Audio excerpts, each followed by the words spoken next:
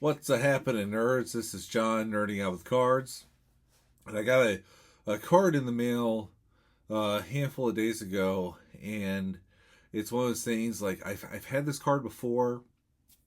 I traded it into the LCS to help knock down the price of something I was trying to buy. Just because I was like, I'm not collecting the player run or anything like that, and then it's just one of those things where I just kind of stumbled upon a minor collection scope, if that's what you want to call it.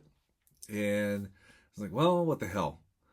Just get another copy of the card. It's a sweet card, and I'll talk more about it when it comes up. But anyway, because of that, what I want to show off is just last playing days cards of a bunch of players that I really, really enjoy collecting. Players that I think are absolutely phenomenal. And so, without further ado, I'm just going to get into it. And so, the first one I'm going to show off is this really sweet 1956 Bob Feller, Chief Petty Officer Feller. And I really, really love this card because you got the portrait, you got him in his wind up and everything. This one was printed the year after he retired. You see, it has his final stats on it. But awesome stuff. The 56 set is obviously just phenomenal. And so the first one I wanted to show, the oldest one that I have of a last playing days card, is Chief Petty Officer Feller. So absolutely awesome. The next one I'm going to show, and I've showed this before. Most of these I've showed before, but it's kind of whatever. It's the theme of the video, right? And so you have the 1962 Red Shandies. And we all know that he has cards later on, but that's because he was a manager. His latest manager card is the 1990 traded set. But his last playing days is this 1962. Very sneaky, expensive card, or at least for me. Because I don't know if you notice on the back here, but number 575, so it is in the high number series. I've noticed that the Cardinals tend to be in the high numbers of this set. But anyway, really cool card. With this being his last, and I'm not showing rookie cards in this video because I don't have all of these players' rookie cards. Chief Feller being an example of that, but with Red I do. So like the reason why I definitively targeted this card was because of the fact that I have his rookie card, so it's kind of that playing era bookend. You know what I mean? Same goes with this player, and y'all no further introduction, but Stan the Man Musial, 1963 tops. And I've actually done a video before talking about, or asking a question about last playing days cards. I'm not really going to get into that in this video. I'm just showing the cards. So the 1963 Stan the Man, and this is just one of those amazing cards.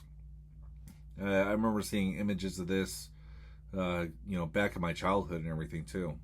So 1963 Stan the Man. And so this is a card that I got in, and like the copy I've owned before was probably better condition than this, but it is what it is. I really like the overall look of this. 1975 Bob Gibson.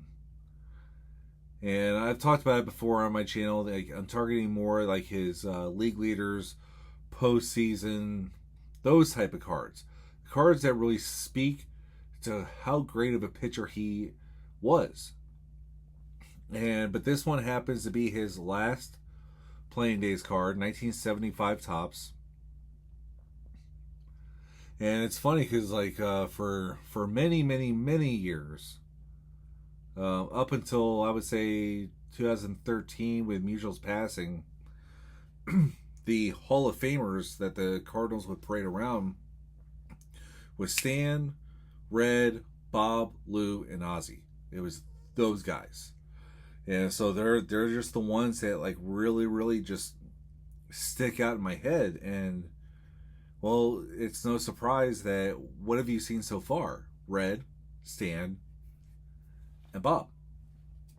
But so it's, like I say, it's not like a major collection thing, and I know there's like a PSA registry set or something like that, but it just seemed like a cool thing to kind of collect, like this one right here. And so we got the 79 Lou Brock, and I purchased this just because I had bought the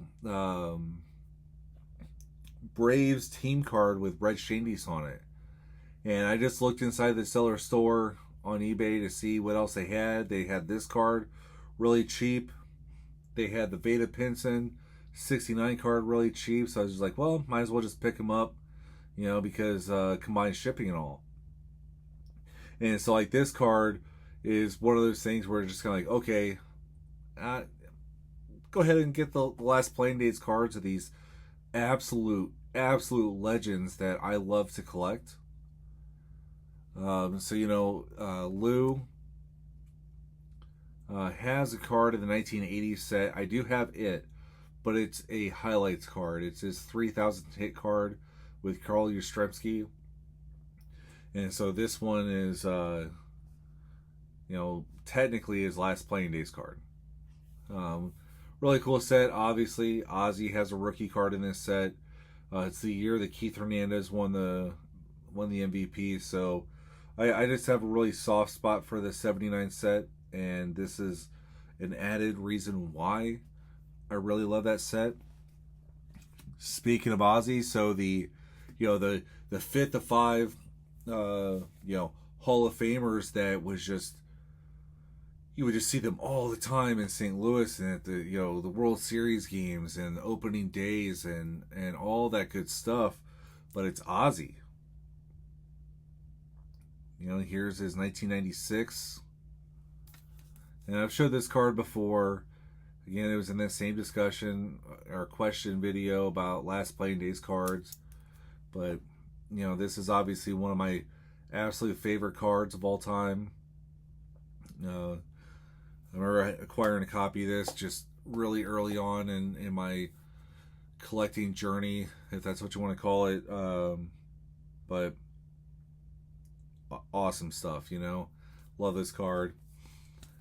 So now, like, as time has gone on, one of the unfortunate things is like Willie McGee didn't have any Topps cards after 95, or after 94, I should say. I do want to pick up, but he's got cards in like 99 Upper Deck. I need to just get one, or Fleer Ultra, and that could be included in this. So this isn't a complete collection by any means, but it is what it is. So then the next player I want to show is because as time has gone on, we've had more legends, and so what I consider the last playing days card of these next two players, people disagree with me, and that's fine. I mean, we're talking about 50-cent cards or $1 at most of these two players. So you got Albert Pujols, 2022 Topps. That was his last season, and that's why, for me, this is his last playing days card. He does have a card in the 23 set, and I'm willing to bet a lot of people just consider that his last playing days card. But for me, it's the 22. My collection, my rules.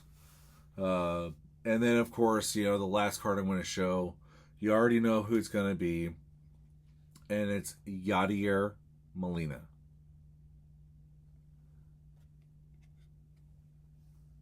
I might pick up the 23 Wainwright one day, but for the time being, I don't have it. Same with Willie McGee. But I do have these cards that I showed you in this video. And it's just a fun little thing, right? Because we all love rookie cards. That's for sure. They are expensive. That's why I don't have Chief Feller's rookie card. That's why Red and Stan, the ones I have, are in poor condition, but that was to make them affordable. Same thing with Gibby. His is a Cubs card. I'm just not going to buy it. I got multiple copies of Ozzy's. And then I do have rookie cards of these, but now at the same time, Albert's is getting more expensive. And then we're just, honestly, I really do think with Yachty, it's not a universal acceptance that he's going to be in the Hall of Fame. So it's when he gets to the Major League Baseball Hall of Fame, there could be a skyrocket in his cards. Who knows? But definitely with the older cards, that you get into, like, they are expensive. So it's how do people get into collecting cards of players cheaper, right? And so there's other playing days cards, and then these final cards is a neat little alternative. And people have talked about this on the YouTube many times before. I'm just having fun nerding out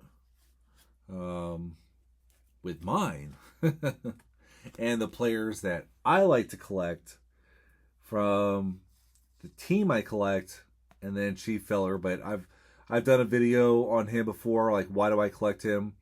But yeah, this is how I'm nerding out. And you know what? I'm trying to get like a good. But I'm covering faces and stuff. But anyway, this is how I'm nerding out with some last playing days cards of unbelievable Cardinals, Chief Petty Officer Feller. And you know what? Y'all nerd your own way.